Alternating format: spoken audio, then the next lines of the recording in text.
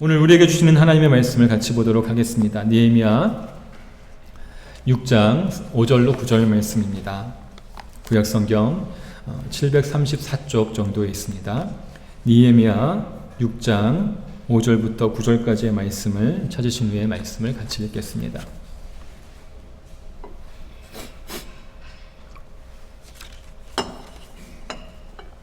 느헤미야 6장 5절부터 9절까지의 말씀을 같이 읽겠습니다. 시작. 산발랏이 다섯 번째는 그 종자의 손에 봉하지 않은 편지를 들려 내게 보냈는데 그 글에 이르기를 이방 중에도 소문이 있고 가스무도 말하기를 너와 유다 사람들이 모반하려 하여 성벽을 건축한다 하나니 내가 그 말과 같이 왕이 되려 하는도다. 또 내가 선지자를 세워 예루살렘에서 너를 들어 선전하기를 유다의 왕이 있다 하게 하였으니 지금 이 말이 왕에게 들릴지라. 그런즉 너는 이제 오라 함께 의논하자 하였기로 내가 사람을 보내어 그에게 이르기를 내가 말한 바 이런 일은 없는 일이요 네 마음에서 지어낸 것이라 하였나니 이는 그들이 다 우리를 두렵게 하고자 하여 말하기를 그들의 손이 피곤하여 역사를 중지하고 이루지 못하리라 함이라. 이제 내 손을 힘있게 하옵소서 하였노라. 아멘.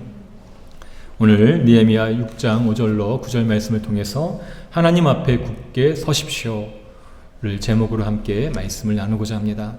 말씀을 나누기 전에 우리 자신을 먼저 축복하도록 하겠습니다. 저와 함께 하겠습니다. 나는 75억 인구 가운데 단 하나밖에 없는 정말 소중한 사람입니다. 한 번 더 하겠습니다. 나는 하나님의 기쁨입니다. 아멘. 우리가 하나님이 귀하게 여기시고 또 소중하게 여기시고 또 하나님의 기쁨이 될 수 있게 되기를 바랍니다. 우리 옆에 계신 분들과 인사 나누실까요? 눈 인사로만 하도록 하겠습니다. 반갑습니다. 잘 오셨습니다. 환영합니다. 대면 예배지만 여전히 우리가 사회적 거리두기 띄어서 앉고 또 마스크를 쓰고 예배를 드리고 있습니다. 온라인으로 예배 드리신 분들도 주님의 이름으로 환영하고 또 축복합니다. 한 주간 동안 살아왔던 우리를 위로하고 격려하고 칭찬하는 시간입니다. 오늘은 자기의 이름을 넣어서 아무개야 잘했어 잘했어 이렇게 한번 칭찬하도록 하겠습니다. 여러분 못한 일 말고 잘한 일 생각하면서 하는 겁니다. 시작. 경서봐 잘했어 잘했어. 예. 하나님께서도 우리를 잘했다고 위로하시고 격려하시고 칭찬해 주실 줄 믿습니다. 지난 한 주간 동안 하나님께서 우리에게 여러분에게 성경 말씀을 통해서 무엇라고 말씀하셨습니까? 하나님을 가까이 하기 가장 좋은 방법은 바로 성경 말씀을 가까이 하는 것입니다. 하나님을 사랑하는 가장 좋은 방법도 성경 말씀을 사랑하는 것입니다. 지난 주간에는 고린도후서 말씀과 시편의 말씀을 함께 나누었는데요. 이 코로나19 시대에 하나님께서 우리에게 꼭 들려주시고자 하는 말씀을 함께 저는 그 말씀 가운데 듣게 되었습니다. 고린도후서 13장 5절 말씀인데요. 너희가 믿음 안에 있는가를 스스로 시험하고 확증하라 라는 말씀입니다. 지금 코로나19 때문에 함께 모여 예배를 잘 드리지 못하고 소그룹으로 모이지도 못하고 예배 횟수가 줄어들고 성도들과의 교제도 점점 적어지고 있습니다. 따져보니까 거의 6개월, 지난 3월부터 따지면 거의 6개월 동안 제대로 예배를 교회에서 마음껏 찬양도 못 드리고 하는 상황들이 있었는데요. 사람들의 마음에 어떤 마음들이 생기나요? 이렇게 하다가 교회도 위태롭고 내 신앙도 위태로워지는 건 아니야? 라고 하는 때에 고린도서 13장 5절 말씀을 통해서 너희가 믿음 안에 거하는가? 정말 예수님을 잘 믿고 있는가를 스스로 시험하고 확증해 보라 라는 말씀을 주셨습니다. 그리고 계속해서 시편 25편 말씀을 통해서 어떤 상황에 있든지 내 눈이 항상 여호와를 바라봅니다 라는 말씀을 주셨습니다. 그러니까 이 코로나 상황 가운데에서 내 믿음이 어떻게 해요? 하나님만을 바라보고 예수님 안에 거하는지를 확인하면서 이 어려운 상황 가운데 힘든 상황 가운데에서 누구만 바라보고 의지하라는 말씀이에요. 하나님만 바라보고 의지하라 라는 말씀을 통해서 더 거듭 하나님께서 우리에게 주시는 말씀들을 함께 듣습니다. 왜 그런가 하면 지금 이 코로나19를 비롯해서 여러 가지 상황들이 우리를 점점 하나님에게서 멀어지게 하고 우리의 신앙을 흔드는 일들이 일어나고 있기 때문에 그렇습니다. 이러한 모든 것은 다 사단의 계략입니다. 믿음을 흔들려고 하나님의 일을 제대로 하지 못하게 방해하는 여러 가지 방법을 사용하고 있습니다. 그 가운데 지난주에 우리가 살펴보았던 것은 타협이라고 하는 음모였습니다. 적당히 하자라는 말이죠.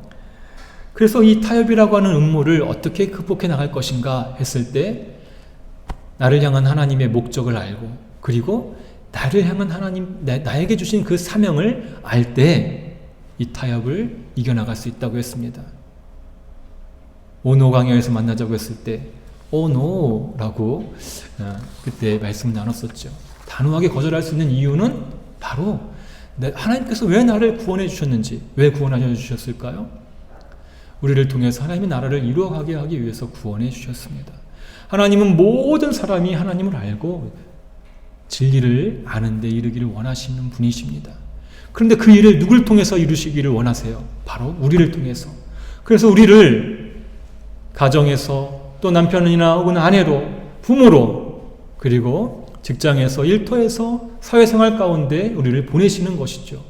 우리를 통해서 어떻게 되는 거예요? 하나님을 더 많은 사람들이 더 잘 알도록 우리를 그렇게 부르시고 우리에게 하나님의 일을 맡겨주셨습니다. 여러분, 나를 향한 하나님의 목적과 사명을 분명히 알고 어떤 환경에 있든지 흔들리지 않는 믿음으로 하나님의 기쁨이 되시기를 주님의 이름으로 축복합니다. 하나님은 우리 이 시대 가운데 우리가 흔들리지 않는 믿음으로 하나님 앞에 서기를 원하십니다. 제가 말씀을 이 느헤미야서 6장의 말씀을 준비하면서 처음에는 하나 둘 셋 해가지고 준비를 했었는데 하다 보니까 말씀의 내용이 좀 길어져서 세 부분으로 나눠서 지금 말씀을 나누고 있습니다. 목적과 사명으로 굳게 서십시오. 오늘은 하나님 앞에 굳게 서십시오. 다음 주에는 하나님의 말씀 앞에 굳게 서십시오. 하나님의 말씀으로 굳게 서십시오라는 제목으로 함께 나눌 겁니다.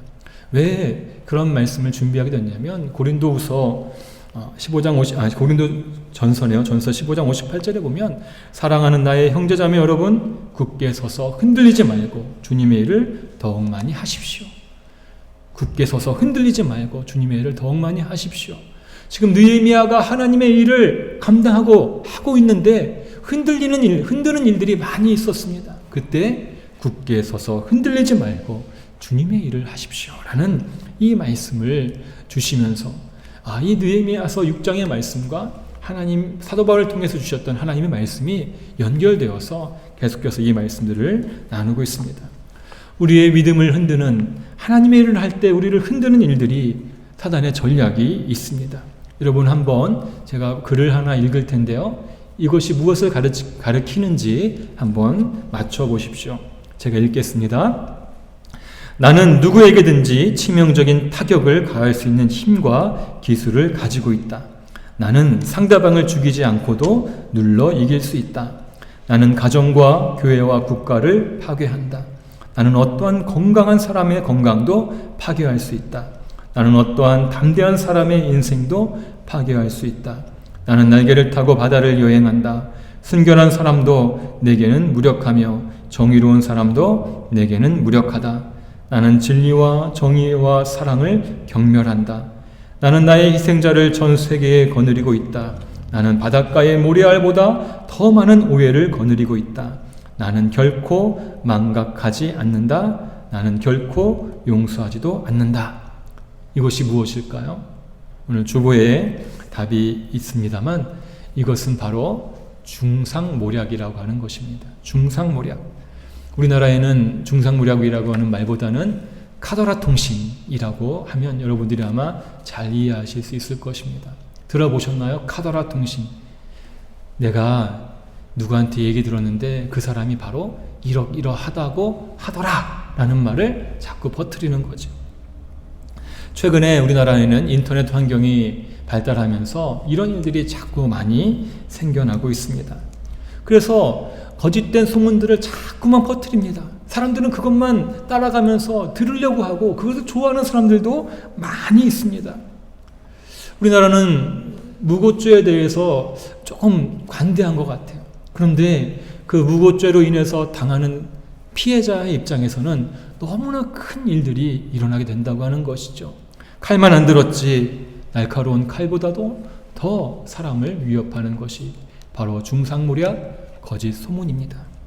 오늘 본문에 보면 느헤미야를 향한 잘못된 소문을 산발랏이 내고 있습니다. 왜 그랬을까요? 느헤미야에게 자꾸 만나자 그랬거든요. 4번이나 만나자 그랬는데 느헤미야가 만나주지 않으니까 왜 안 만났을까요? 하나님의 일을 하는데 굳이 그 사람을 만날 이유가 없었기 때문에, 지난주에 말씀대로 한다면 느헤미야는 목적과 사명을 분명히 알았기 때문에 그 사람을 만나지 않았습니다. 그러자 사용한 방법이 바로 중상모략, 거짓 소문을 퍼뜨리는 거죠. 오늘 말씀 5절에 보게 되면 이 산발랏이 자기 사람에게 봉하지 않는 편지를 느헤미야에게 보냈습니다. 봉하지 않는 편지는 어떻게 되는 거죠? 누구나 그 글을 읽어볼 수 있도록 하는 것이죠. 아예 큰 게시판에 대자보에 글을 쓴 거랑 똑같아요. 편지를 공개적으로 보낸 것과 같습니다. 그래서 무엇을 기대하는 건가요?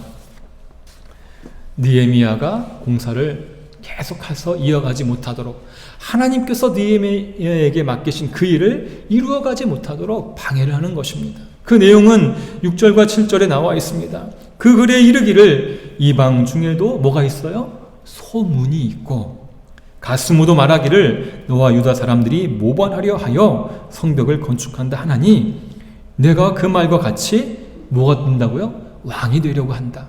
그러면서 한마디를 더 덧붙이죠. 7절에 보면 또 내가 선지자를 세워 예루살렘에서 너를 들어 선전하기를 유다에 왕이 있다 하게 하였으니, 지금 이 말이 왕에게 들렸다 그랬어요. 들릴지라예요. 들릴지라. 확실하진 않지만 그랬을 거야 라고 얘기하는 거죠. 소위 말하는 카더랍니다. 소문도 있었다. 성벽을 세우는 일은 모반, 왕을 배반하려고 하는 거다. 사실은 네가 왕이 되려고 하는 거다. 하나 다 거짓된 소문을 내면서 결국 이 말이 어디에까지 흘러가기를 기대하는 거예요? 멀리 바사에 있는 왕에게까지 들려줘서 느헤미야를 해치거나 아니면 불러서 공사를 그만두게 하려는 그러한 방해를 목적으로 이 소문을 내고 있는 것이죠.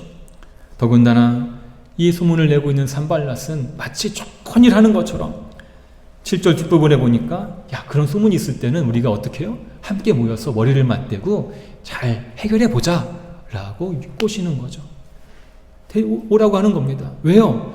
느헤미야는 아무리 불러내도 나오지 않으니까 이 거짓 소문을 내서 어쩔 수 없이 나와서 자기를 만나러 오게 만들고 그 과정에서 느헤미야를 해치려고 하였기 때문에 그렇습니다. 그렇게 그 일을 꾸미고 있는 산발랏은요, 자기는 교묘하게 뒤로 빠져요. 책임지지 않는 소문을 내고 뒤로 숨는 것입니다. 최근에 여러분 그거 아시나요? 우리나라 인터넷 포털 사이트에 연예인 관련한 뉴스와 기사와 스포츠 기사에는요 댓글을 못 달게 했습니다. 그걸로 인해서 상처받은 사람들이 너무나 많거든요. 그리고 댓글을 일반 뉴스 기사에 달아도 꼭 자기의 실명, 물론 진짜 이름은 아이디라고 하는 것으로 하게 되지만 실명으로 그것을 쓸 수 있게 만들어 놨습니다. 왜 그랬을까요? 그 댓글 다는 것에 책임은 지라고 하는 것이죠. 거짓 소문을 만들어내지 말라는 그런 의도가 있는 것입니다. 그 정도로 우리나라가 심각한 상황이 있습니다. 산발랏이 세운 중상모략 전략은 느헤미야에게 치명적일 수 있습니다. 구약 성경에 보면 비슷한 상황이 있어요. 열왕기상 21장에 보면 아합 왕이 자기 왕궁 옆에 있는 포도원을 갖고 싶어 했습니다. 근데 그 포도원 주인인 나봇이 조상 때부터 갖고 있던 땅인데 어떻게 줄 수 있느냐? 못한다 그러니까 이 아합 왕이 조금 요즘 우리식으로 표현하면 찌질하다 그럴까요? 들어 누운 것 같아요.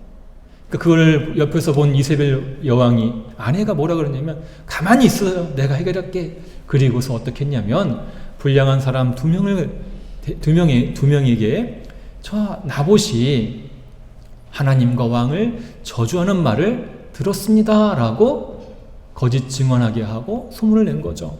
그래서 그만 나봇이 사람들에게 죽임을 당하게 되었습니다. 그리고 이세벨은 의기양양하게 그 나봇의 포도원을 아합 왕에게 주었죠. 중상무력이 이렇게 무서운 겁니다. 우리가 읽은 또 지난번 계속해서 묵상했던 고린도서의 말씀을 보면 거듭거듭 사도 바울이 자신이 정말 진짜 사도다, 나는 다른 목적이 없다라고 변명하고 변호하고 편지를 보냅니다. 왜 그랬냐면 사도 바울을 향한 소문이 계속해서 있었기 때문에 그래요. 사도 바울을 향한 소문이 뭐예요? 저 사람 사도 바울이 이렇게 열심히 복음을 전하는 이유는 바로 이것 때문에, 돈 때문이라. 사도 바울이 뭐라고 편지를 보내나요? 내가 원하는 것은 너희의 재물이 아니라 너희니라. 사도 바울은요, 여러분 어떻습니까? 부모가 자녀에게 기대하는 것이 무엇이에요? 잘못된 길 가지 않고 바르게 커가는 것을 좋아하고 기뻐하잖아요. 그런 것처럼 사도 바울은요, 자기가 모든 비용을 부담해서 복음을 전했고, 그리고 부모가 자녀가 자라는 것을 기뻐하는 것처럼 그러한 마음을 품고 성도들이 믿음에 굳게 서서 온전히 세워져 가는 것을 기뻐하는 사람이었다고 하는 것을 고린도후서 편지를 통해서 설명하고 그 내용들을 보낸 것이죠. 왜요? 그 정도로 사도 바울을 향한 중상모략, 거짓 소문이 많았기 때문에 그렇습니다. 이처럼 다른 사람에 대한 중상모략이나 헛된 소문이 그 사람에게 치명적이고 또 위협적입니다. 대신에 소문을 전하는 사람들은 어떤가요? 큰 힘을 들이지 않아도 쉽게 자신이 원하는 것을 얻고 이룰 수 있습니다. 그러면서 뭐라고 하죠? 야, 이렇다고 하더라. 한 다음에 아니면 말고. 그렇잖아요. 자신은 전혀 책임지지 않겠다는 거죠. 왜? 자기는 들었을 뿐이지 그게 내가 한 말은 아니다라는 거예요. 여러분 혹시 여러분을 향한 중상모략 때문에, 거짓된 소문 때문에 힘이 들었거나 밤에 잠 못 이룬 적이 있으신가요? 특별히 교회에서 선한 뜻을 가지고 일을 하려고 하는데 사람들의 잘못된 소문 때문에 내가 힘들었던 적이 있지 않나요? 여러분 그럴 때 어떻게 했을까? 어떻게 하셨습니까? 흔히 사람들은 자신에 대한 헛된 소문이 나오면 먼저 분노합니다. 누가 그런 헛된 소문을 퍼뜨렸는지, 나는 그렇게 한 일이 없는데 라고 하면서 화를 냅니다. 그러면 사람들이 뒤에서 뭐라 그래요? 거봐, 저 사람 저렇게 하는 게 다 뭐가 있어요? 이유가 있어.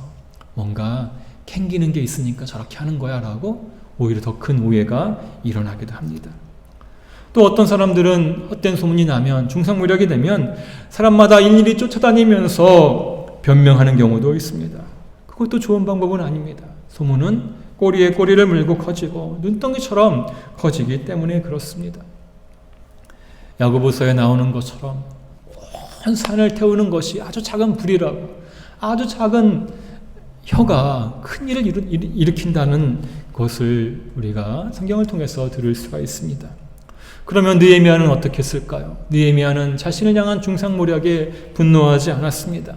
적극적으로 일일이 사람들을 찾아다니면서 변명하지 않았습니다. 대신에 느헤미야는 산발랏의 의도를 알고 사실을 말하며 간단하게 대응합니다. 8절을 같이 한번 읽어보겠습니다. 8절 같이 읽겠습니다. 시작.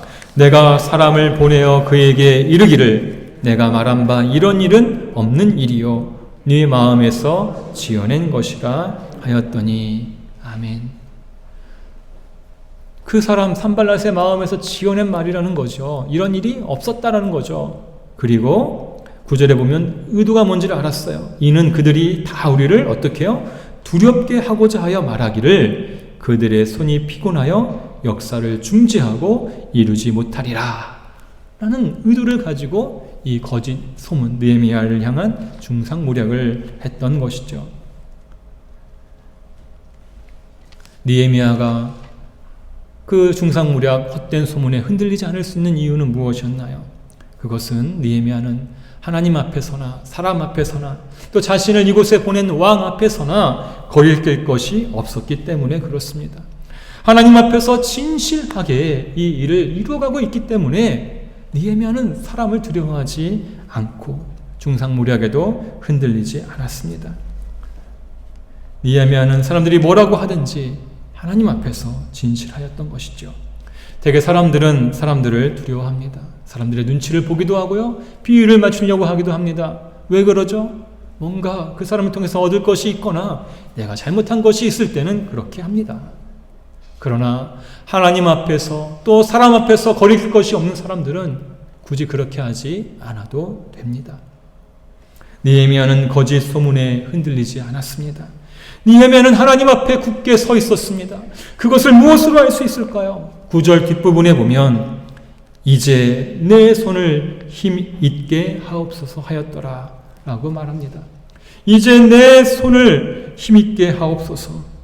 느헤미야는 위기가 올 때마다, 거짓된 소문이 나올 때 하나님께 기도했습니다. 하나님 앞에 부끄러움이 없다면, 떳떳하다면 하나님께서 반드시 적들의 공격을 잠재워 주실 것이다. 내 명예를 회복시켜 주실 것이다. 하나님의 때에 하나님의 방법으로 이루어 주실 것이다 라는 확신을 가지고 하나님 앞에 기도하는 것입니다. 하나님 앞에 서기를 힘쓰는 것입니다. 우리의 힘으로는 중상모략, 거짓된 소문을 감당할 수 없습니다. 그 과정에 참여해서 그 소문을 퍼뜨리는 사람들을 어떻게 할 수 없습니다. 하나님께서 해결해 주셔야만 합니다. 해결하려고 이리저리 다니지 말고, 힘과 시간을 낭비하지 말고, 그것이 사실이 아님을 분명히 밝히고, 그리고 내게 맡겨진 일을 열심히 감당하면서 하나님 앞에 기도로 나아가시기를 바랍니다. 오늘 말씀을 통해서 하나님은 또한 다른 관점에서 우리에게 주시는 교훈이 있습니다. 그것은 내가 다른 사람에 대한 거짓 소문을 내지 않도록 주의하라는 것입니다. 여러분, 다른 사람에 대한 소문을 들으면 어떻게 하시나요? 다른 사람의 말을 전하는 일이 참 좋고 기분 좋은 일인가요? 잠언에 보니까 별식과 같다고 이야기를 하더라고요. 말씀합니다. 담에 험담을 하는 것이 별식과 같다. 맛있는 음식 같다는 거죠. 잘 들어봤어? 글쎄 그 사람이 이렇게 했다고 하더라 라고 하는 말. 저는요, 어떤 사람에 대한 이야기를 들으면 나에게서 좀 멈춰야지 하는 그런 결심을 하면서 살고 있었습니다. 특별히 지지난주부터 오늘 6장의 말씀을 준비하면서요, 나는 다른 사람에 대한 그 소문을 적어도 전달하지는 말아야지 했는데 잘 됐을까요? 안 됐을까요? 힘들더라고요. 왜? 특별히 이번 한 주간 더더욱 그랬습니다. 중상모략, 헛된 거짓 소문을 내지 말아야지 했는데 거짓 소문은 아니어도 이 소문 내는 일들이 멈춰지지가 않더라고요. 말씀을 준비하려고 보니까 더더욱 그렇더라고요. 여러분 어떻습니까? 청교도들은요, 거짓 소문에 대해서 3가지 원칙을 세웠다고 합니다. 첫 번째는 이것이 사실인가 확인하는 거죠. 이것이 사실인가. 두 번째는 그 사람에게, 그 소문의 당사자인 본인에게 확인을 했는가. 세 번째는요, 만약에 사실이라고 할지라도 이 이야기가 퍼졌을 때 하나님께 영광이 되고 내 형제에게도 유익한가를 생각해서 말을 한다는 것이죠. 그렇게 복잡하게 할 필요가 뭐가 있을까라고 생각하실지 모르겠지만요, 그만큼 이 헛된 소문이, 중상모략이 위험하다고 하는 것이죠. 사단은 우리의 입술을 이용해서요, 그거 들어봤어, 그 사람이 그렇다고 하더라 라고 하는 소문을 자꾸만 내게 하려고 합니다. 조차 재밌잖아요. 내 얘기가 아니고 다른 사람의 얘기니까요. 그러나 그것이 그 사람에게 확인한 것이 아니라면, 내가 직접 눈으로 경험하고 보고 경험한 것이 아니라면 더 이상 퍼뜨리지 말고 나에게서 멈추기를 바랍니다. 하나님은 사도 바울을 통해서 에베소서에서 이렇게 말씀하세요. 우리 한번 말씀을 찾아 읽겠습니다. 에베소서 4장 29절입니다. 신약성경 314쪽 정도에 있습니다. 에베소서 4장 29절입니다.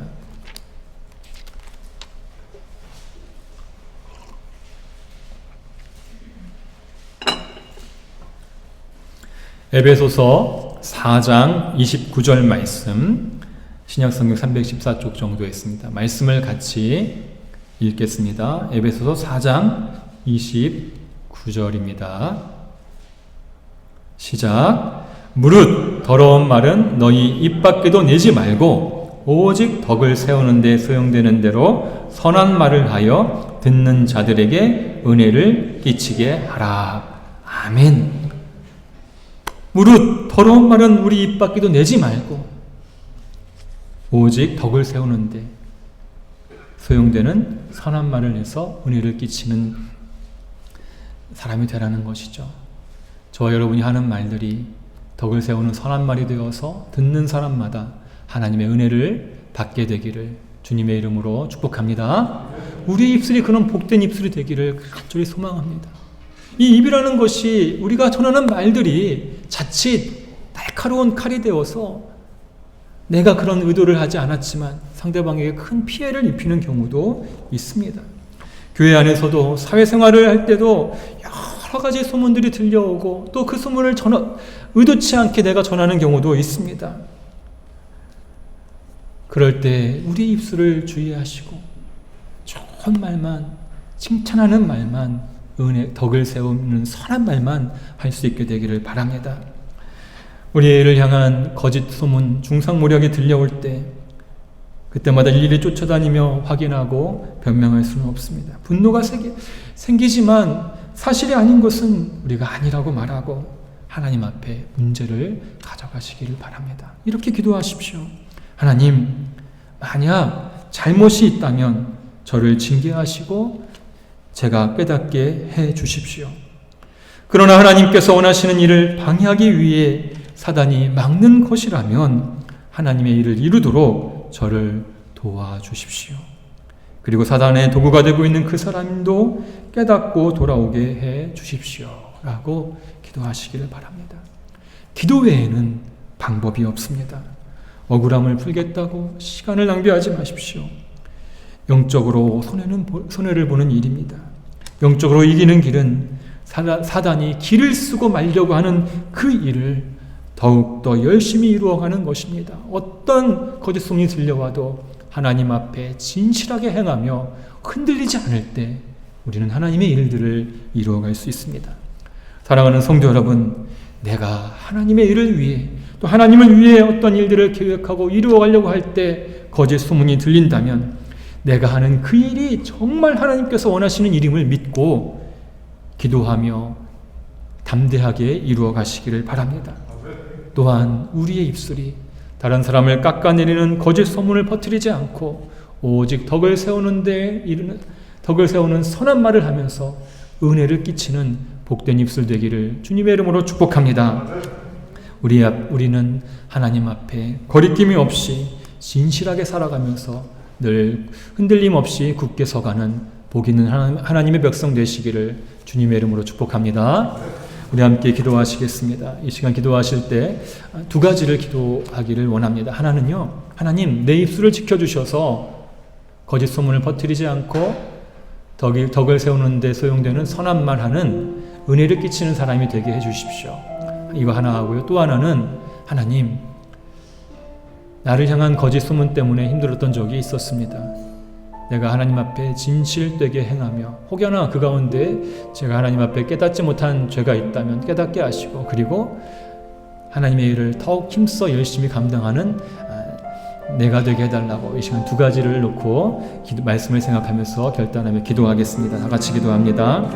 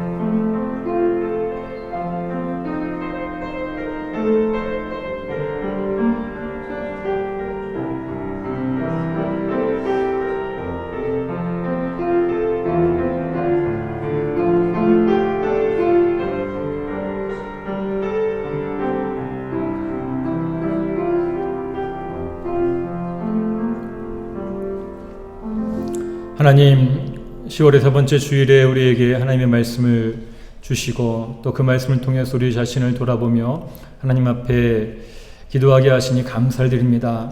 우리가 하나님의 일들을 감당할 때 우리를 향한 헛된 소문, 중상모략에 흔들리지 않고 하나님 앞에 진실하게 바로 서는 우리가 되게 하여 주시옵소서. 하나님 앞에 거리낄 것이 없는 우리의 자신들이 되게 하여 주시고 우리의 욕심과 이익이 아니라 오직 하나님을 위하여 살아가게 하여 주시옵소서. 또한 오늘 주신 말씀처럼 우리가 다른 사람에 대한 거짓 소문을 퍼뜨리는 자가 되지 않게 하시고 덕을 세우는 데 소용되는 선한 말을 하며 은혜를 끼치는 사람이 되게 하여 주시옵소서. 우리를 통해서 하나님의 사랑이 전해지고 하나님의 은혜가 전달되는 복된 성도 다 되게 도와 주시옵소서. 예수님의 이름으로 기도합니다. 아멘.